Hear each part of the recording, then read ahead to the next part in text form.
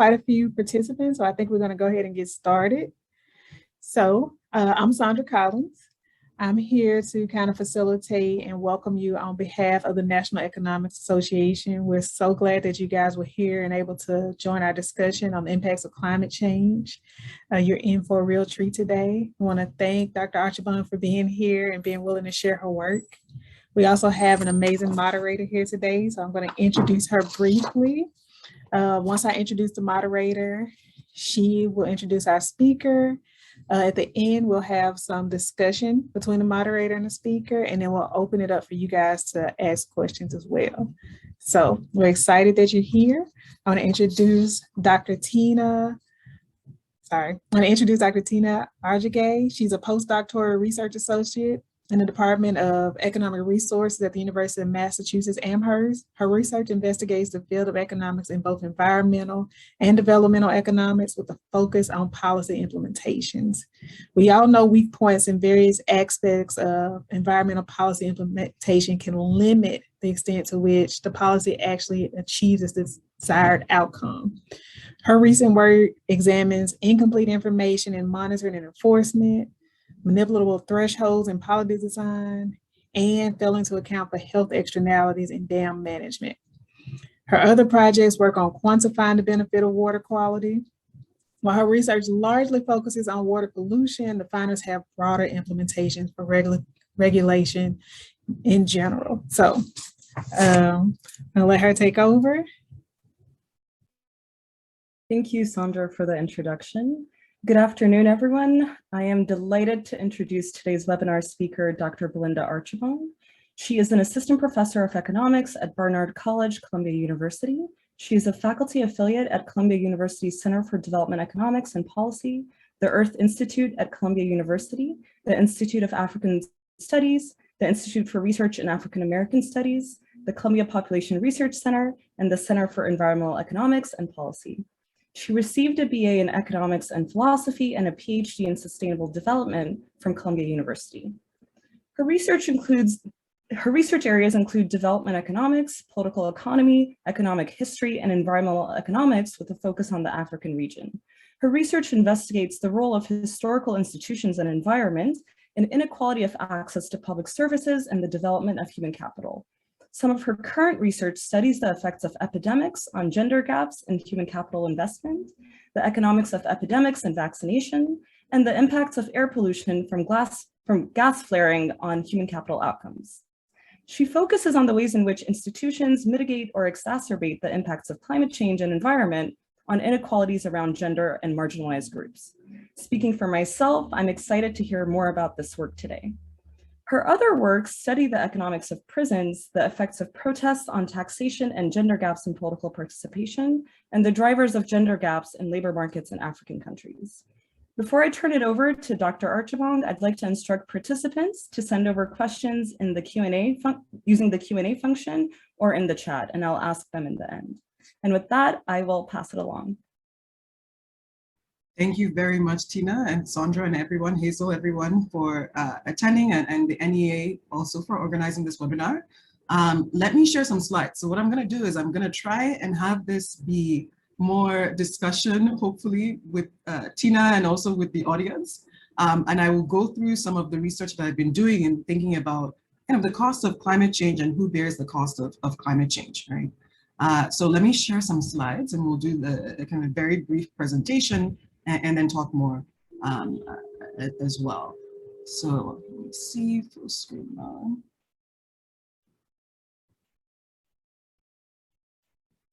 Okay, so hopefully everybody can see the slides.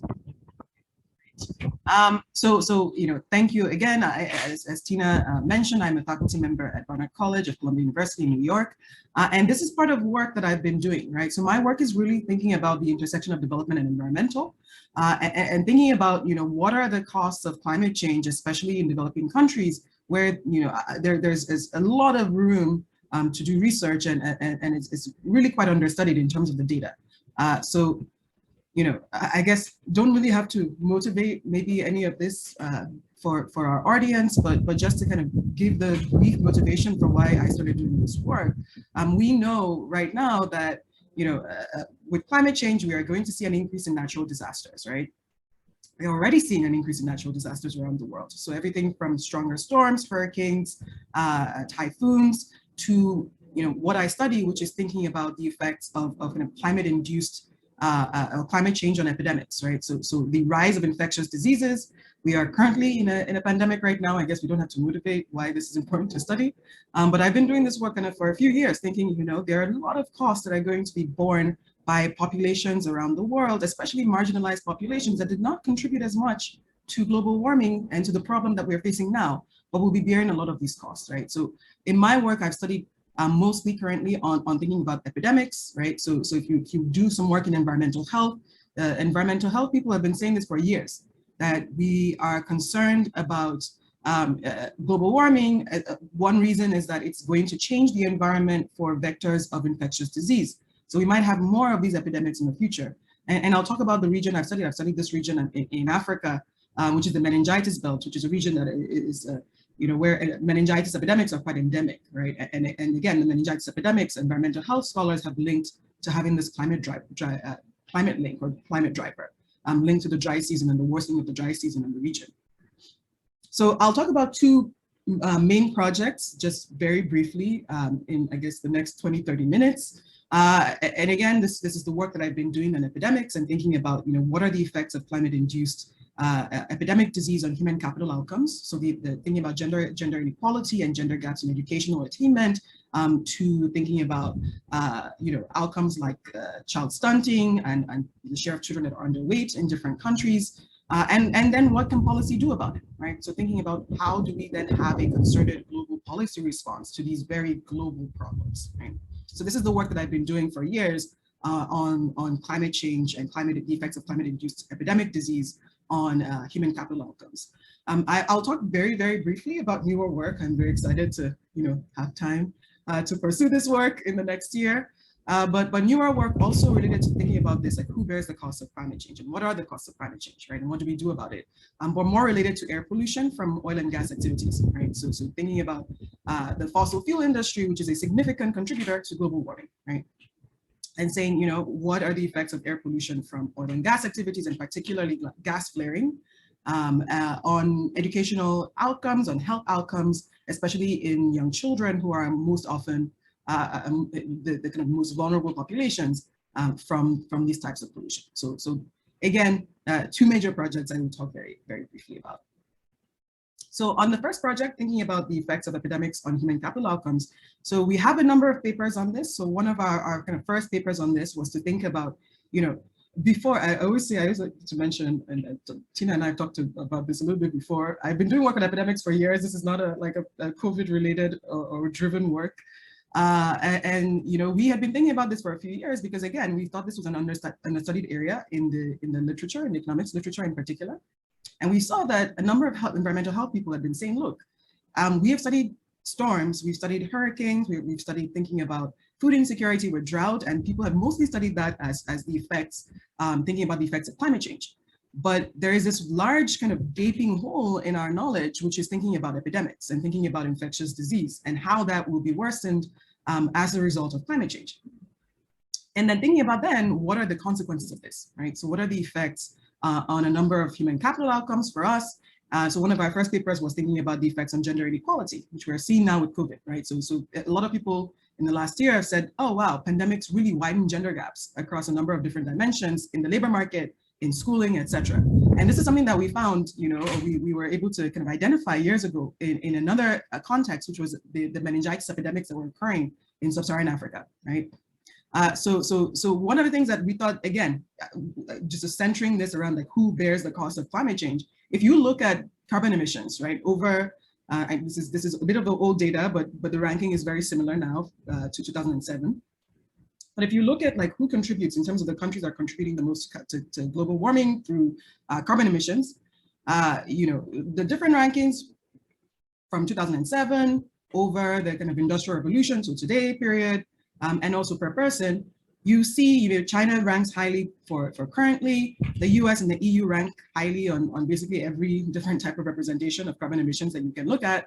And then if you look at this kind of smaller African countries, African Union, small island states, very, very little in terms of the contribution to carbon emissions, right? And yet these are the regions where we are seeing are going to bear the highest burden of the cost from climate change, right? So they're contributing very little and also bearing a lot of the cost. So this for us was like very concerning. And then we said, we really need to then think about the kind of distributional consequences of global warming and climate change.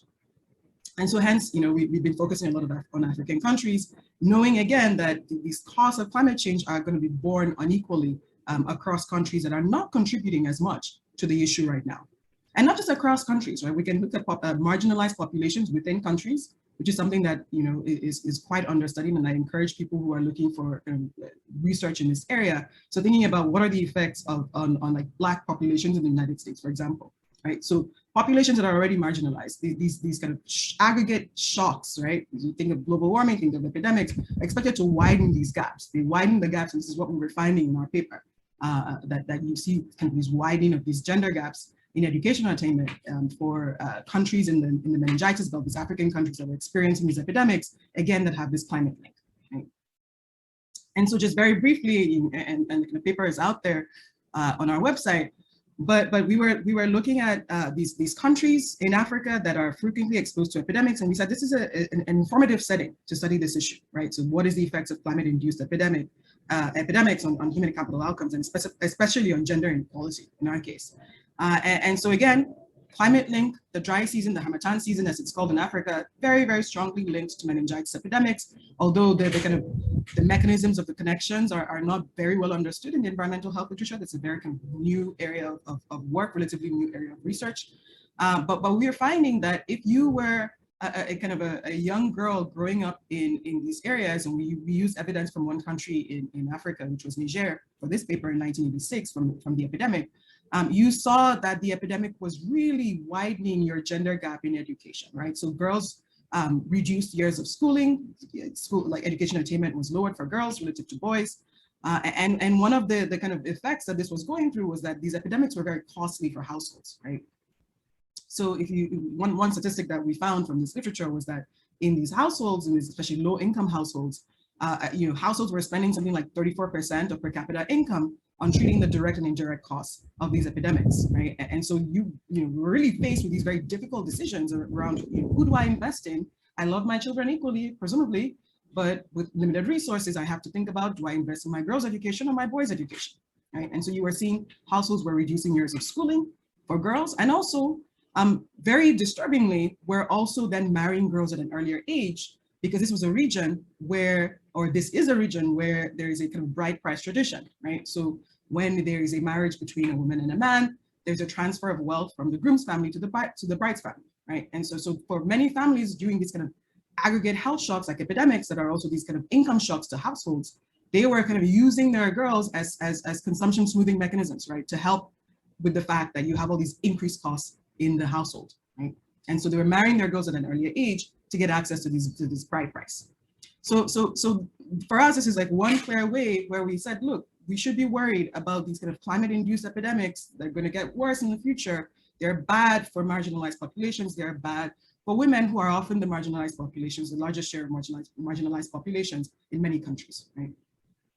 And just to give you kind of a visual on this, this is where we studied countries in this belt. So these are the areas that are frequently exposed to these epidemics, these meningitis epidemics. Meningitis, by the way, nasty disease. I don't know if you know what meningitis is, but just in case, infection of the lining of the brain. You get fevers, you get headaches. In the worst case, you get neurological damage and death. And in terms of like how does it compare to, people say like, how does it compare to COVID? It's spread similarly to COVID in terms of like, you sneeze, you cough, it's spread that way, but caused by a bacterium, not a virus, unlike the kind of current COVID pandemic. So, very endemic here. So in our second work, we said, okay, we were able to show all these kind of negative impacts of epidemics on a number of outcomes, on education, I mentioned child health outcomes, like the share of children that are stunted and underweight. And we said, is there a role for policy, right? I don't know if you guys remember, there were a number of discussions last year when we were kind of starting to really deal with the consequences of COVID, about should we have concerted health financing with the World Bank, with WHO, with domestic country governments, really pulling money to issue cash grants to households, right? Will this actually be beneficial in trying to address the kind of short to medium and maybe long run effects of the pandemic? And so this was the question we wanted to understand, kind of what is the role of health financing in addressing these negative impacts of these epidemics? And so we went again back to the meningitis belt, looking at these countries that are exposed in Africa to meningitis epidemics. And we said, let's look at what health financing looks like across a number of different countries, right? So if you look at countries in the meningitis belt, these are also countries within Africa, they tend to have lower kind of government spending as a share of health spending compared to the rest of the world, right? So in the meningitis belt, it's something like 20% of health spending is from the government. In Africa, it's lower than 40%. In the rest of the world average is around 60% of health spending comes from government spending, right? So if you compare this to what people are spending out of pocket, right, it's very, very high, right? So out of pocket spending within Africa, within these countries in the meningitis belt, is quite high. It's over 40% for countries in the meningitis belt. It's almost 40% for countries in Africa, and the rest of the world, it's around 20%, right? So not only are these communities, these countries, these households often from kind of the lower end of the income distribution, they're also then spending a lot of money out of pocket when it comes to health financing, right? So another statistic that kind of jumped out at us here for these countries in this belt was that if you look at the share of health spending coming from donor sources, from external sources, it's actually quite high, right? So if you look at the share of health spending coming from donor sources in countries in the meningitis belt, these African countries here, it's just over 20%. It's similar to the rest of Africa. For the rest of the world, it's very small. It's like 0.5%, right? So this is a setting that we thought that would be informative in thinking about what is the effect of health financing, right? Or when you have an epidemic, right? Getting more health financing, can it actually mitigate these negative effects of these epidemics in a context where you have countries that are heavily dependent on external financing for health financing, right? And so that's what we did. We went in and we said, let's look at these regions. You can think of like regions within countries, think of states within a country. A state within a country can be experiencing very, very high levels of a disease, of meningitis cases, for example, right? But the WHO has very strict standards on what is declared an epidemic, right? So the WHO says you must have a threshold of 100 cases per 100,000 population nationally for your country to be declared in an emergency epidemic, right? So what that means is that you can have like a state, so think of like one single state, New York or New Jersey, whatever, a region within a country that is experiencing really, really high levels of a disease. But if the national level of cases doesn't rise to the WHO standard of an epidemic, there is no epidemic that will be declared. So this allows us to kind of exploit this in a nice setting where you can think of, a region within a country experiencing like a local epidemic, but then a national epidemic is not declared because the threshold of cases has not reached WHO standards. So basically what we said is that, okay, so if a region within a country is experiencing this local epidemic, what we're calling this meningitis shock, but the WHO does not declare an epidemic here, right? What are the effects on a number of different outcomes, economic activity, the share of children that are stunted, child health, underweight? What are the effects on these human capital outcomes versus in years where the threshold of cases rises to national epidemic levels and the WHO declares an epidemic? And so what we found was very interesting, it was very striking. So we found basically that, if the WHO declares an epidemic, all these kind of negative effects, right? So this is like negative effects on child health, on children that are stunted, negative effects on, so this is the dark blue bar, on the children that are underweight. It basically flips, it reverses. So you can see this light blue and the dark blue, right? So now you see an increase or an improvement in child health when an epidemic is declared in these areas. You see that there is more economic activity, it's measured by nightlights here. So all of these things are reversed. These negative impacts that we were seeing of the epidemics were reversed when the WHO declared that the country was nationally in an epidemic. So why was this happening? So what we found was that health financing was crucial here, right? So you basically saw this influx of disaster aid to countries when an epidemic was declared. And we, this is kind of, sorry, apologies, this graph is a little bit confusing, but this is basically evidence from World Bank projects. And we basically saw that more World Bank projects were being funded in these areas when there was an epidemic declared, right? So we thought this was kind of crucial evidence, I'm gonna skip over that, on the role of health financing, right? Health financing is very important in reversing the kind of medium to long run effects of these negative effects of these epidemics. So this is where we thought, again, policy and global concerted policy on health financing is very, very important when you think of the effects of, how do we address the negative effects of these epidemics. I'm going to tell you in detail about one more paper, and then I will go. I know I'm almost at that 30-minute mark that I mentioned, and then we will, or Tina, let me know if you want me to stop at any point, please, and we'll open up to more discussion. So then we said, okay, again, we are in a situation where these epidemics are going to get worse in the future. We are currently in a pandemic, right? And one of the policy responses is to say, well, let us get more vaccination, of course, right? So let's vaccinate populations, and so we can actually, directly mitigate the risk of people dying, of people getting sick when we have these epidemics. And then, of course, we're all kind of following this discussion now about vaccine compliance, right? There was this issue about, well, why is it that when you have an epidemic, you have vaccines available, you sometimes see low vaccine compliance across different populations around the world, right? And this is a picture that shows the share of people that disagree that vaccines are safe as of 2018. And basically what I want you to take away from this picture is that it is not, the share of people that disagree that vaccines are safe is not strictly correlated with the country's income, right? So the share of people that disagree that vaccines are safe is as high as 33%, for example, in France, and as low as something like 5% in Nigeria, right? So it's not necessarily that, maybe richer countries are more vaccine compliant.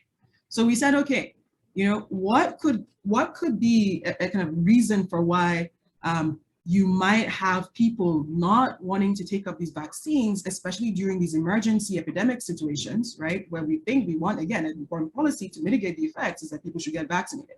And we saw this also in the US, right? This was there was a time when people were saying why are Black Americans not taking up the vaccines and for COVID, right? And why are these populations not taking up the vaccines for COVID? And so we said, okay, let's answer this question, or let's try and answer this question and think about this question very closely. And think about, what are the effects, essentially, of exposure to negative news around vaccination, around health institutions, on people's willingness to get vaccinated, right? So there's some work that has come out in econ about this, and of course our kind of historian colleagues and sociologist colleagues have done kind of more nice qualitative work on this.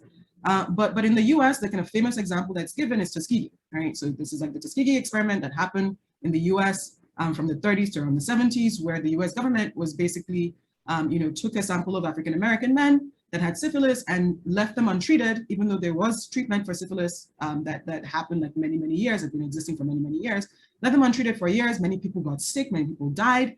And then there was an expose that came out in the 70s that this happened, right? And so we have colleagues that have shown that this is a kind of a major event in US history that can be linked to lower willingness among African-American men to use health institutions in the United States, right? And you can think of many examples around the world, right? There was a number of anti-vaccine protests that happened, for example, in South Africa, right? People were like, we're not guinea pigs. We've had these negative experiences with Western institutions and people trying to experiment on Africans in the past, and we're not going to take up this vaccine, this COVID vaccine. Right? And so we said, can we actually think about this very systematically as this kind of exposure to negative news around vaccination can be a huge impediment to populations' willingness to take up vaccines, right? And so we said, let's use one example, very famous example in West Africa, which is the Pfizer experimenting on children after a meningitis epidemic. And essentially what happens is that in 1996, there was a meningitis epidemic in Nigeria. It's a huge meningitis epidemic. It's happening in the northern Nigeria, which is very Muslim. Pfizer says, oh, we are going to take this opportunity to test out vaccines on pediatric populations, on children. This new, not vaccines, a new antibiotic, an epidemic drug on pediatric populations, right? And so this happens, they work with around 200 Muslim children in Kano State, which is again, very Muslim area in Nigeria.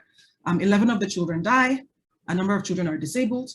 And this event comes to light in 2000 when the Washington Post does an expose, right? That says, they say, look, Pfizer did this epidemic drug trials after a meningitis epidemic in Nigeria, and a number of children died, a number of Muslim children died. So essentially what we found in this research was that, after this announcement comes out in 2000, you see this very significant decline in the share of children vaccinated, share of children born to Muslim mothers that are vaccinated, right? And again, this is vaccination for very, very routine diseases that we've had vaccines available for a long time, right? So things like tuberculosis, diphtheria, pertussis, tetanus, measles, and polio. And the effect was very, very strong among like educated mothers and mothers that were living in minority Muslim neighborhoods, right? So where again they cleave much more strongly to your networks, according to our sociology colleagues, when you are in these sort of neighborhoods where you are in the minority, and you feel maybe more marginalized. And so we said again, significant costs of this event, right? So Pfizer ends up giving out a payment, a settlement out of court to Nigeria around $96 million. We found, or sorry, around $75 million. We found that just a lower bound estimate of the cost of treatment for these kids that you know, were not vaccinated would be above 96 million, right? Much greater than the settlement that Pfizer gave to Nigeria. So again, all of this kind of thinking about very carefully around, you know, both the cost of these epidemics, the kind of policy responses to these epidemics, be it through health financing or through vaccination, and the limits to this as well, right? Especially when you're working with populations where there is low trust, but also rational low trust, right? Because of past negative experiences or past news about negative experiences with these institutions, right? So I'm gonna skip over this because I know in the interest of time, but we can talk more about this paper in detail if people are interested. Apologies, this is much more slides than I expected. So that said, let me tell you about one more project and I will stop talking. Or I will keep talking, but I will start talking about this in particular. So we said, okay, we are able to look at epidemics in detail. We're able to look at epidemics that are linked to climate change, right? We studied meningitis epidemics in Africa. We're able to look at the policy responses, both from health financing and also vaccination, and the limits to the policy responses, and how it affects the marginalized populations within these countries and within these regions around the world. We can also think about another big area of, you know, where we have like the cost of climate change coming from, and which is the fossil fuel industry, right? And specifically, we wanted to look at gas flaring. So when oil companies, they produce oil, there's oftentimes gas mixed into the oil. They see the gas as a waste product, so they burn off the gas. And you see these in tech, and people see these images in Texas and North Dakota and stuff, like these huge columns. Do I have pictures? No, I do not have pictures. Okay, huge columns of flames, right? And so this is like they're burning methane. It contributes to local air pollution, but also, of course, to global climate change, right? And so we said, okay, there is research that has shown that this air pollution can affect children's human capital development. It can affect the development of memory in very young children, but also in the very old. We wanted to say, you know, first, can we identify the costs that these multinational oil companies, right? Who is involved in this? Thinking like Shell, ExxonMobil, et cetera. The costs that these multinational oil companies are imposing on communities, but also imposing globally when they engage in practices like gas flaring. And you know, as economists, we say, you know, one of my kind of big ideas, or not just me, but many of us that work in this environment and development space, is to say, why do we do all these costing exercises? One of the things that we want to do with these costing exercises is to be able to say that if you're trying to set, for example, a pollution tax, right? You know, called like Pigovian tax in economics. What should the kind of size of what is the size of the negative externality? Right. And so by doing these kind of costing exercises, both in the epidemic case, but also in this case for the air pollution case, and thinking about the effects of air pollution from oil and gas activities on these kind of child health outcomes, we think that, you know, we will be able to at least get some lower bound estimate on the cost of kind of pollution that contributes to climate change, that we can then maybe give and use as a lower bound estimate for what the size of a global tax should be on multinational oil companies or the fossil fuel industry in the future. And so this is, again, how we think about framing these exercises here. All right, so I'm just going to conclude. You know, again, we know with climate change and global warming, the costs are going to be borne by not just, you know, unevenly, right, in kind of global sense. So countries that don't contribute as much to carbon emissions are the ones that are going to be bearing most of the cost. We also know that within countries, the costs are going to be borne unevenly, right? Women, marginalized populations, in the US, Black women in particular, we're seeing this with COVID, are the ones that are going to bear the brunt of the costs from climate change, right? And so this is where we really think that it is you know, we as scholars and economists, et cetera, we have a responsibility to think very carefully about the kind of how to frame policy, and how to frame policy within the context of, kind of historical events, right? Understanding why, people are not being irrational if they say they're not willing to take up a vaccine, and then trying to work with local communities to get them to take up vaccination. We think that this is an important, if we know that it's an important aspect of mitigating the negative effects of epidemics. And also then thinking about the role of health financing, right? Cash grants, stimulus to households, targeting it to the most vulnerable, not just within countries, but across countries as well. And then really doing the work, right? This is the fossil fuel industry is massive, and it has a lot of funding, and it has a lot of political power. And really saying that we are going to be able to kind of face and tackle and do the work to find out what are the costs that these industries are imposing on communities within countries, but across countries as well, especially in the context, again, of climate change and the negative effects it's expected to have, and it is having on a number of these communities. Okay, thank you.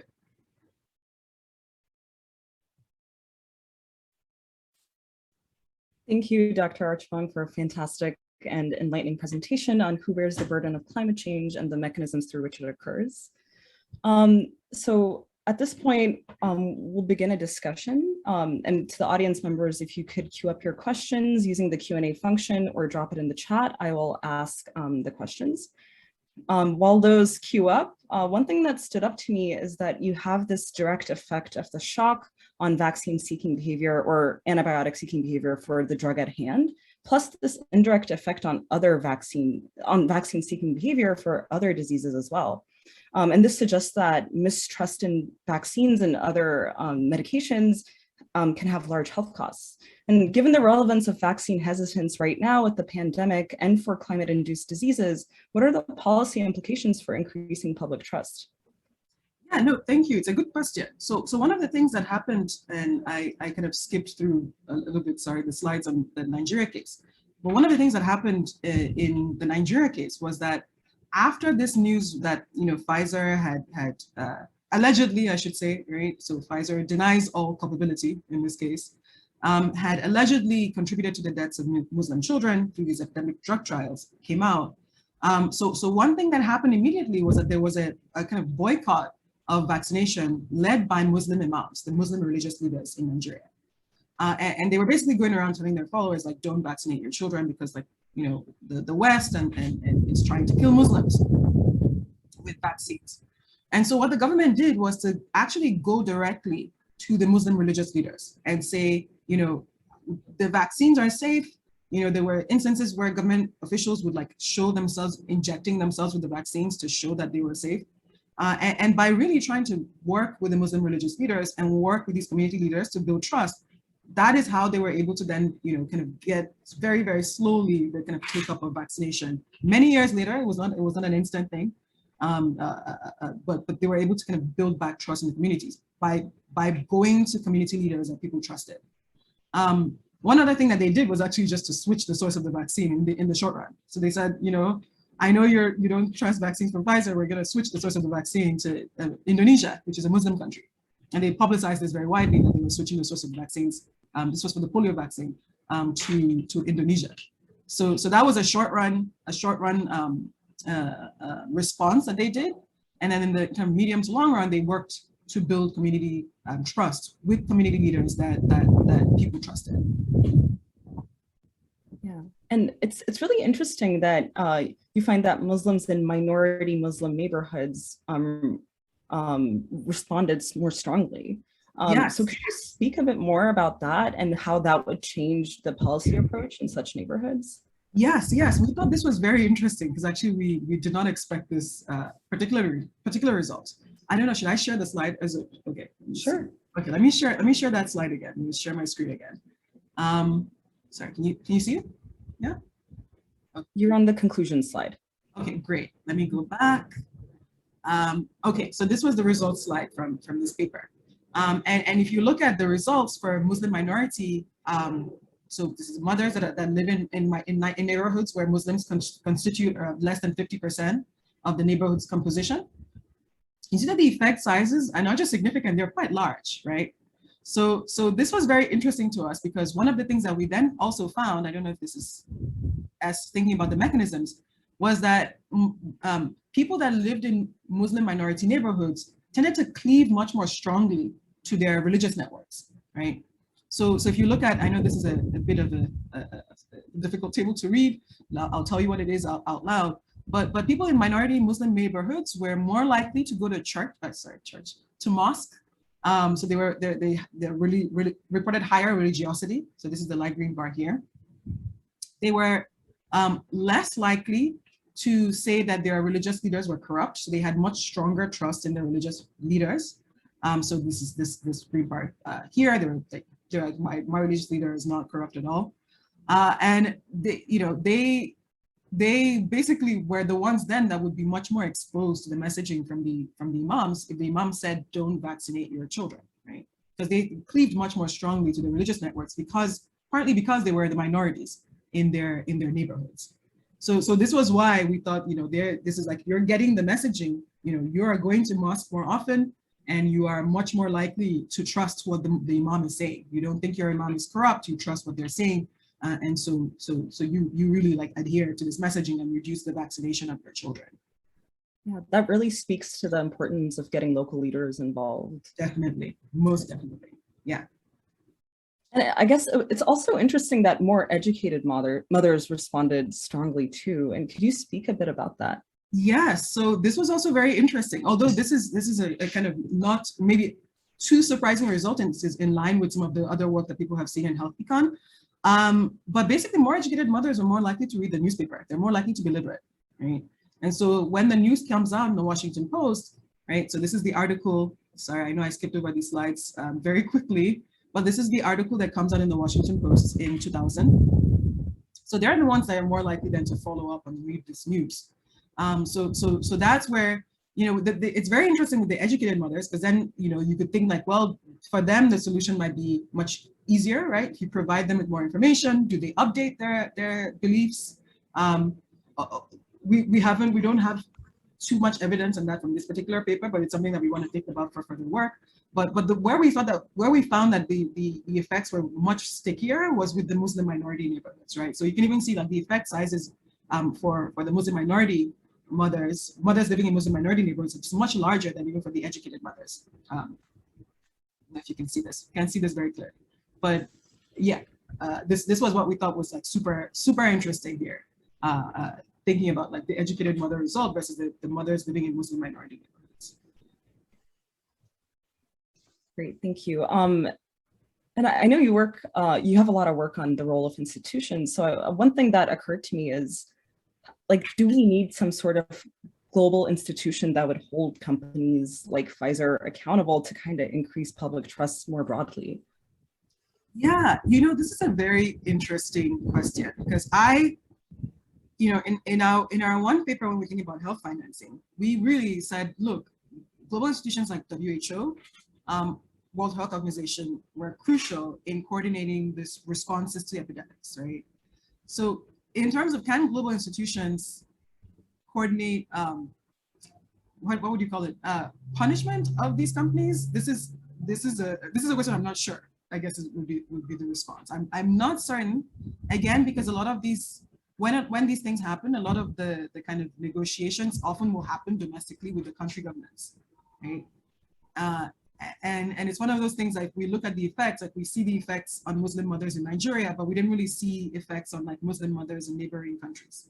So it seems like the effects can be quite localized of, like say Pfizer experimented on Muslim children in Nigeria, but so the effects were localized to Muslim mothers in Nigeria, but you don't really see the effects then in like neighboring Muslim countries. So that to me says, we can coordinate things like health financing with global institutions, but in terms of coordinating, censures or punishment of companies that misbehave, that might be a bit more difficult.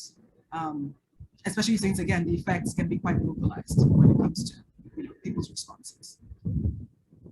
Thank you. Yeah, that's very interesting. I think we have a couple of questions lined up.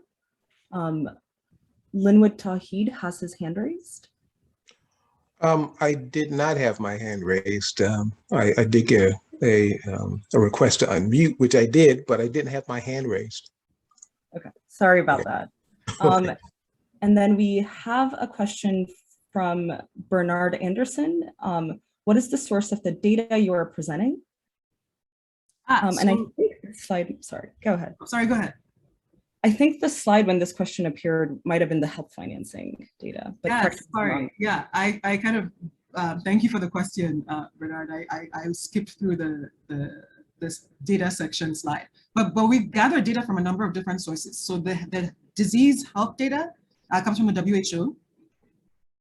So the WHO works with like different ministries of health in different countries to gather data on like cases of infectious disease for a number of diseases. And so that's the data, that's where that data is from. The data on health financing that we used for one of our papers comes from the World Bank. So the World Bank funds a bunch of these health projects in especially developing countries. And then for the vaccination and health outcomes, like child health outcomes, education outcomes, that comes from the DHS, the Demographic and Health Surveys. So this is publicly available data. I believe it's funded by the US aid people, but it's publicly available data online. Okay, and we have another question from Greg Price. Why not just incentivize vaccinations with cash payments? Lotteries have been conducted across the US with some success in increasing vaccination uptakes. Yeah, I mean, I think this is an interesting question. So, you know, in our context, we don't have a scenario, we don't have a situation that we could have tested that, you know, where maybe if you're giving cash payments to these Muslim mothers, they would have increased uptake of vaccination of their children. I think it matters what the reason that people are not getting vaccinated is. So I think, again, it took, in our study for when this occurred with Muslim mothers, it took like 12 years to see the effects completely dissipate. And even then, if I showed you, I don't have the slide here, but if you type in like Pfizer, Nigeria, like COVID, you know, there was an article that just came out in the Washington Post again that people were like, well, I know Pfizer has this vaccine, but didn't they do something in 1996? You know, like, didn't they kill some children or something? And when these events, like, it come back into people's memories, when, you know, another pandemic hits and people are like, let's go like get vaccinated. I think it's a lot stickier than just giving people cash payments, right? It's just a lot, like that behavior is a lot more difficult to change if that's the reason that people are afraid, right? Saying, oh, give them cash payments and they will get, maybe there's a small percentage of people, those people that will get vaccinated. But I think, you know, if that's the reason that people are not getting vaccinated, then you definitely need more than cash payments to significantly increase the uptake of vaccination amongst these communities. And cash payments don't hurt, of course. I think they can be useful, but, you know, probably the magnitude of the effect, I think, would be not too large. And then we have another question from Jean-Baptiste Tanji.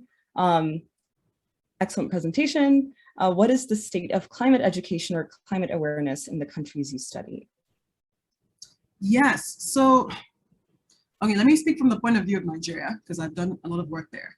And I've talked to many of the government officials and the academics there. So what often happens is that people silo thinking about like environment and climate change from thinking about, for example, health or education. And so oftentimes you will hear policymakers, for example, say, and I can go on to talk to them and say, look, you know, we have these projects on air pollution from oil and gas on human capital outcomes, or epidemics, the effects of epidemics on these like human capital outcomes like education and health. And they'll say, oh, well, and I'm like, you know, trying to explain the link to climate change, and this is like important to address these issues in a kind of multi-pronged approach. But they'll say like, look, this is something for the Ministry of Environment, and that's very separate from the Ministry of Education, and that's very separate from the Ministry of Health. And maybe you want to go talk to the Ministry for Women, which is also a separate ministry, to talk about like the gender issues.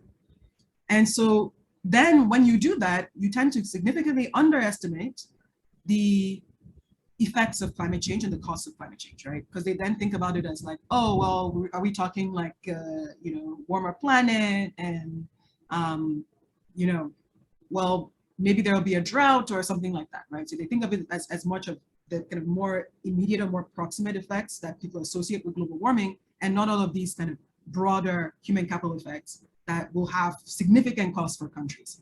So I think that's in, you know, at least in the countries I've worked in Nigeria and West Africa, that's where the kind of climate change discussion, unfortunately, has been stuck at for a number of years. And I should say, to be fair, also, these are countries that are severely resource constrained.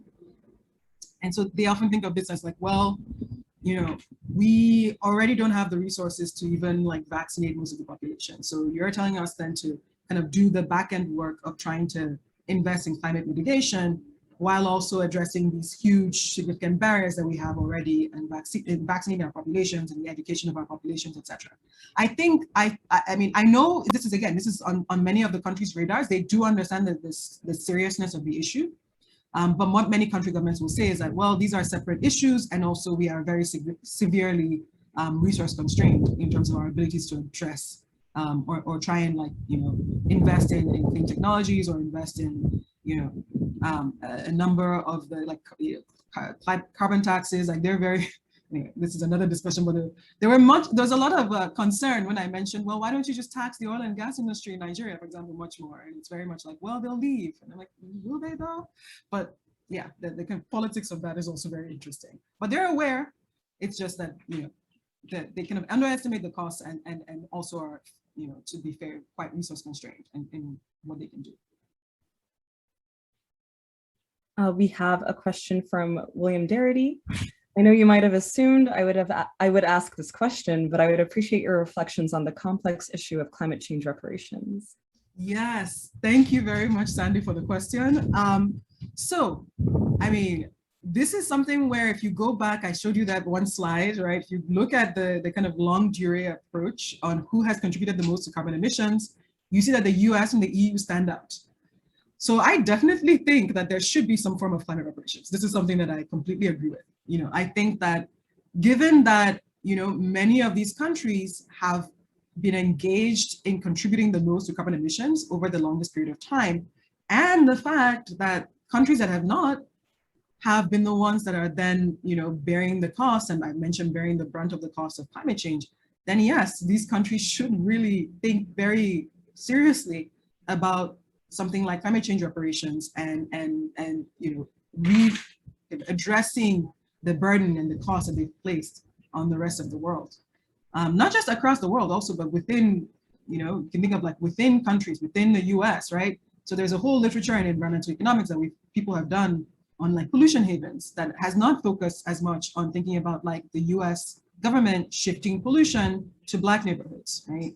And the negative effects that has had maybe on the health, on human capital outcomes for Black residents in the United States. So that is definitely, I think it's not just across countries, but also within countries as well. Like the fact that there have been policies and institutions that have deliberately shifted pollution to different, kind of marginalized communities. This is definitely a case, I think, for where climate change reparations would be justified. And we have a question from Junyoung Jeong. I'm sorry if I mispronounced it. Thank you for the interesting presentation. Regarding Project 2, definitely Nigeria needs to protect their children from the negative effects of burning oil and gas, but do they have enough capacity to regulate pollution while sustaining their economic growth? Yeah, no, thank you. This is the discussion I have with the kind of policymakers in Nigeria. So the way I see it, Nigeria has some of the most complex and environmental regulations around oil and gas that I've ever seen in the world, right? So I've studied a number of different countries and their kind of oil and gas regulation, from Canada to Norway to Mexico to Nigeria. Nigeria is the one country where if you look on the books, the legal institutions, the formal, at least written down legal institutions around oil and gas pollution are quite many and quite complex. The problem, of course, is the enforcement. So, what I always say is that, look, you have a situation where Shell, Exxon, these companies rather, they are not going to just up and leave Nigeria because Nigeria starts enforcing because they know that these regulations are on the books, right? It's not like there is complete information from these companies that the regulations are there. The only thing that they also know is that they're not being enforced. So they're not going to up and leave because you start enforcing these. And the way I always, again, I don't know, I've never been a policymaker, so maybe I am. Maybe I have incomplete information about this. I don't know. But from a research point of view, the way I see it, increase the cost of pollution for these companies, get them to internalize these negative externalities. They will still be in operation in the countries, but it will have the added benefit of both increasing revenues to Nigeria and to the Nigerian government, that they can then use to invest in a number of these human capital development projects that are important for economic growth, right? Education, labor markets, health, etc. And there is a lot of, I think they kind of these countries with these natural resources in oil and gas underestimate the amount of the political capital that they have to negotiate with these multinational oil companies. But and we have another question from Korede Ajobeje. I'm sorry if I mispronounced it. Wonderful presentation, Belinda. Do you think development aid projects in sub-Saharan Africa have been effective in reducing the effects of climate change in the region? So a lot of the, if I think about it's a good question, because this is actually comes up again in thinking about the politics of foreign aid and development aid from places like the World Bank, etc. If I think about what the share of projects that were funded when we were doing this research and looking at like what the World Bank is funding in these countries in Africa, a number of them tend to be more infrastructure projects, right? So there's a bunch of like, let's build roads, let's build physical infrastructure, and a much smaller fraction of the projects that are funded are explicitly tied to climate change aims. So it could be that maybe in the future, if there is an increased focus, and again, thinking, if it's not just local country governments, I think multinational organizations like the bank, like the WHO, etc., OECD funders, they all have to think in a much more multi-pronged way about these issues, right? Because they also tend to do the thing that the local country governments do. And this is, again, because they are, they're partners with the local country government. So partly, for example, with the bank, they also have to adhere to the preferences of the local country government. And so they will say like, these country governments are requesting roads. They're requesting funding for roads or, a massive schools project or water project, etc. So it's not explicitly like climate change funding, but they kind of separate that out from the infrastructure funding. So the short answer, I know this is a long answer, short answer is that there's not been enough climate change funding for us to even kind of test this idea of, has climate change related funding by these like development aid organizations like the bank been effective in mitigating the negative effects of climate change in the region, unfortunately. So maybe that will change in the future as people again recognize that these things are linked. This is part of our project, is like trying to get everyone to say like, this is not a siloed thing. Like you can't think of the like climate change issues as separate from the gender equity issues, as separate from the, racial equity issues, as separate from the child health issues, etc. But until that changes, then, not enough projects to be able to see any significant impacts. We have one discussion point from Linwood Tahid. To the previous question about institutions, the ESG, which stands for Environmental, Social, and Governance Framework, is getting a lot of talk from corporations around trust. Perhaps an independent organization not funded by corporations is needed to evaluate corporations on the trustworthiness in areas of environmental health, like medication testing. Such an organization would produce an independent report card on behalf of the people rather than corporations. Yeah, no, it is definitely an interesting proposition. I think it's something that a number of other researchers have tried to do in the past. So there is actually an organization right now. I think it's called Corporate Register, that tries to somewhat do this, where they try and score companies based on their investments in like ESG principles.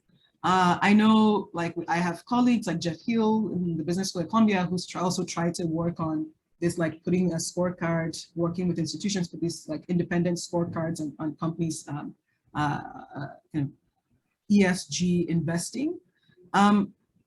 It's interesting because I also did, when I did a very brief stint in investment banking. I remember, a few years ago, this was big, that ESG investing was a big thing in the US, or was starting to be a big thing in the US, it was big in Europe. But this was something where, outside of having government regulation, so for example, the reason why it was much bigger in like ESG investing was much bigger in Europe was because of the EU ETS schemes and a number of climate regulation that came into place in EU countries. The US does not have that, for example, right? So the US doesn't have there are pockets of like cap and trade, like in California has some sort of like emission trading schemes and stuff like that. But there is no single concerted like global carbon, not global, but united national carbon tax in the U.S. or like a emissions trading scheme in the U.S. Or no regulation really that puts a cost on companies when it comes to their pollution levels or their investment towards mitigating the effects of climate change. And so it's useful. I think it's great that there are these, like, again, I mentioned corporate register, I think is one. There are independent scholars that are trying to put together these report cards, but I wonder how impactful, basically, these report cards will be outside of the US having, actual concerted enforced regulation around like carbon taxation or a emissions trading scheme, etc. So that happens. It's more, the lists are great, but they kind of lack teeth. That's what I found doing this research and also participating in this industry very briefly many years ago.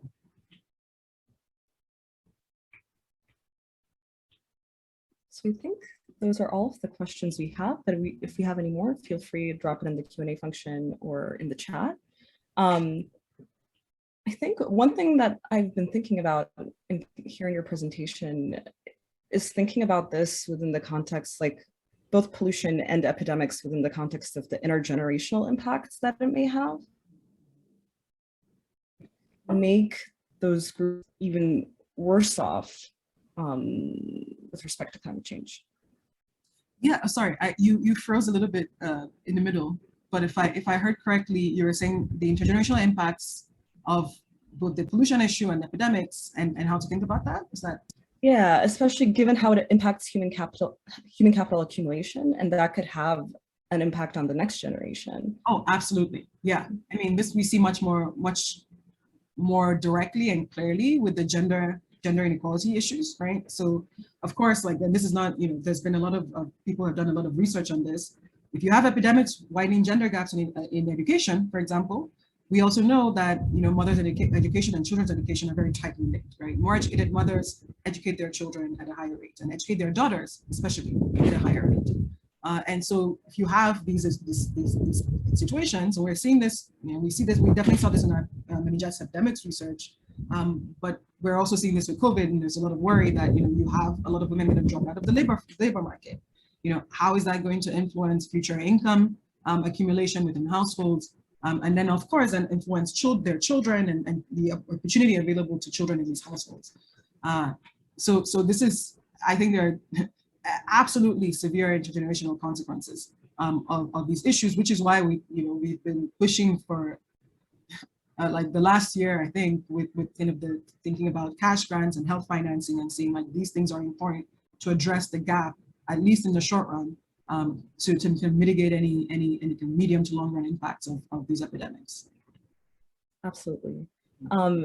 We are just about at time, so I want to extend a very big thank you to Dr. Archibong for joining us today. And I'd also like to thank the organizers of the webinar for organizing and all of the attendees for their participation. I hope everyone has a great afternoon. And in case anyone's wondering, a recording of this webinar will be available on the website. Thank you very much, Tina. Thank you, Sondra. Thank you, Hazel. Thank you, everyone, for coming and questions as well. All right, thank you all. Well, that's it. Everybody have a great afternoon. Thanks. Bye. Bye.